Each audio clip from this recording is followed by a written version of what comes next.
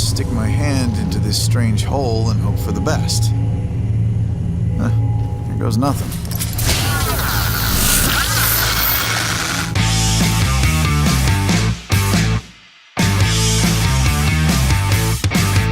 Hey button pushers, Nick here, and today we're going to be taking a tour of Rage 2. I've got multiple videos planned for this game because there's a lot to it. So this video is just going to be an overview of everything, and then I'll just figure out what to do with the other videos later. Are you ready? And then let's go. So first off, Rage 2 was released around mid-May and it's available for PC, PS4 and Xbox One. A review copy of the game was sent over by Bethesda, so thank you for that, and I love your faces. I've already published a full review for the game, and that is on the site, which is buttonpushingcushion.com, and so you can go and check that out too. The link for that is in the description below. You are Walker, either a man or a woman, that is completely your choice, and you live in a place called Vineland.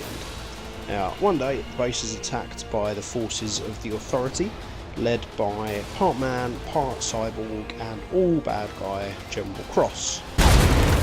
I want the first genus, kill everything else!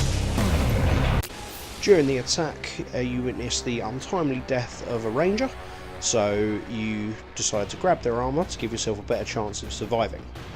Now, bad things continue to happen. General Cross proves to everyone just how much of a bad guy he is, and you are now the final ranger left standing. Oh, I was conscious! Yeah, you were. But your shiny new armor needed a jolt.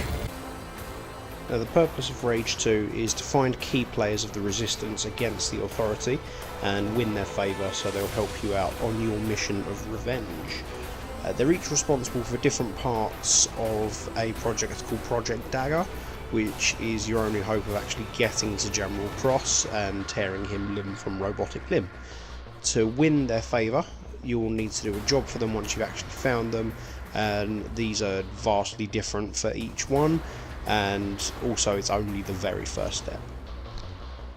But first off, you have to track down John Marshall. He's an old fighter who was involved in the original war against the Authority.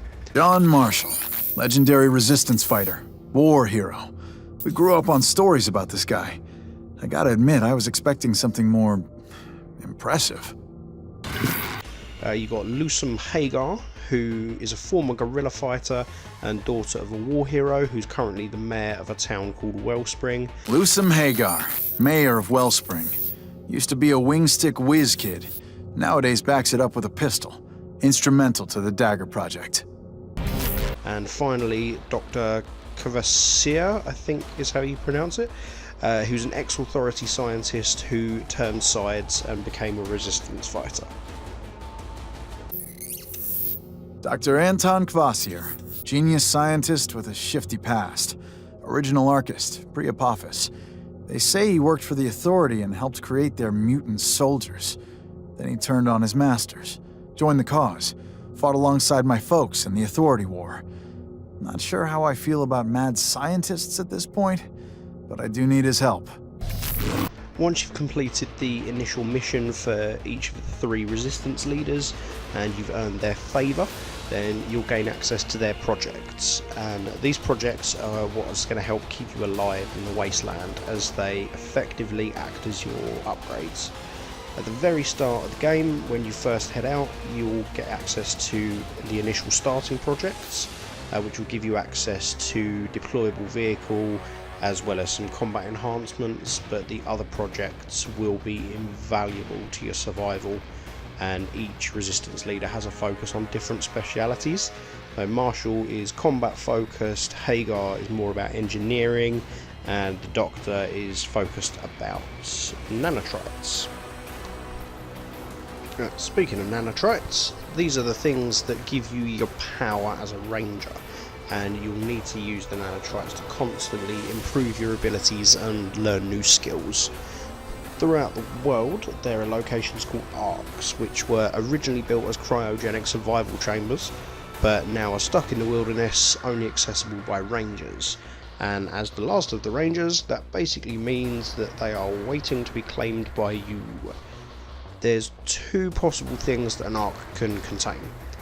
Either an arc weapon, which is effectively a regular weapon which has been infused with nanotrites, so has different fire modes. The best example is the combat shotgun, so it acts as a normal shotgun, but the alternative fire while you're aiming down the barrel is a shockwave blast that pushes enemies back, which is great if there's like hazards that you can shoot them into, or if there's a crowd you can disperse them nice and easily. The other thing that the arcs can contain are nanotrite injections. This is where you'll learn a new skill. So you start off with learning just a dash ability, but as you go through the game you'll learn things like a double jump, a ground pound style shockwave, to like a violent pushback attack which destroys armor and can just mince people in midair. The powers give you a massive edge in battle, so it's definitely in your best interest to try and get as many of these as you can while you're going about your business.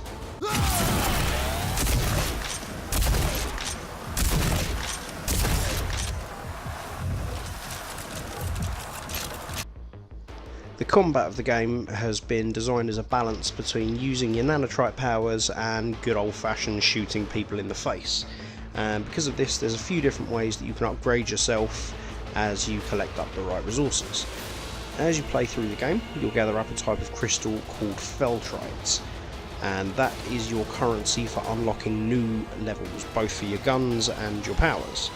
So once you've spent them and unlocked the new level, you'll have a perk that can be applied, but first you need to buy it. For the nanotrite power perk, you will need to find yourself a nanotrite booster, or multiple depending on the level. And for the weapon upgrade perks, you'll need to have a weapon core mod, again, or multiple depending on the level. You can find them through like looting container chests or buying them from a merchant. You can also upgrade your vehicles as you go, so they can have brand new weapons or a stronger shell, but they require a specific mechanical resource to upgrade them as well. Scavenging really will become your best friend through the game.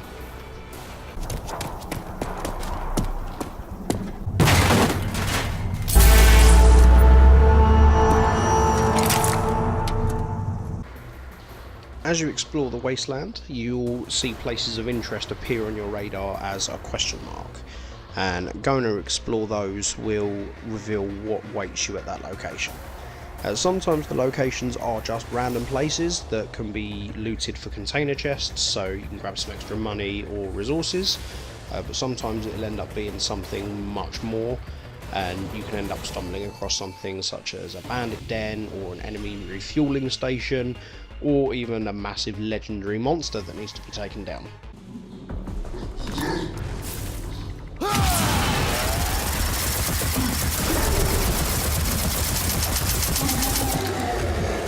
If you take the time to explore the world around you, then you can easily lose a whole lot of time to the game world without even really realising it.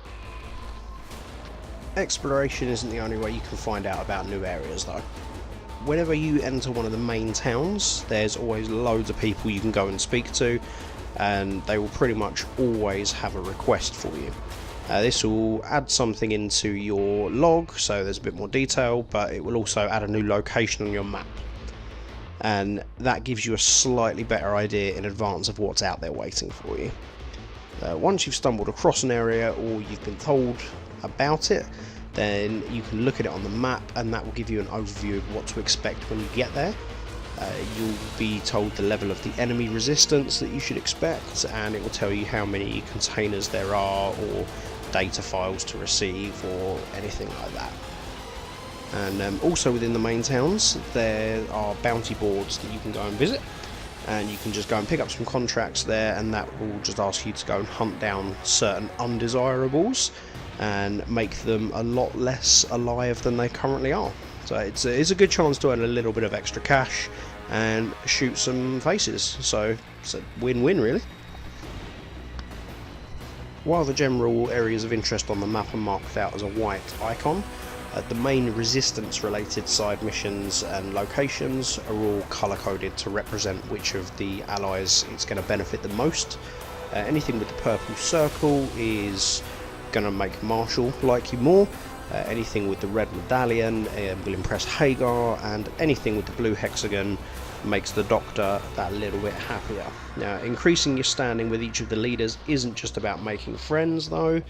With each level you go up in your standings, you'll gain some more project points that you can then spend on the projects to upgrade yourself, and not to mention that you'll move Project Dagger forward, which is kind of the point of the whole thing.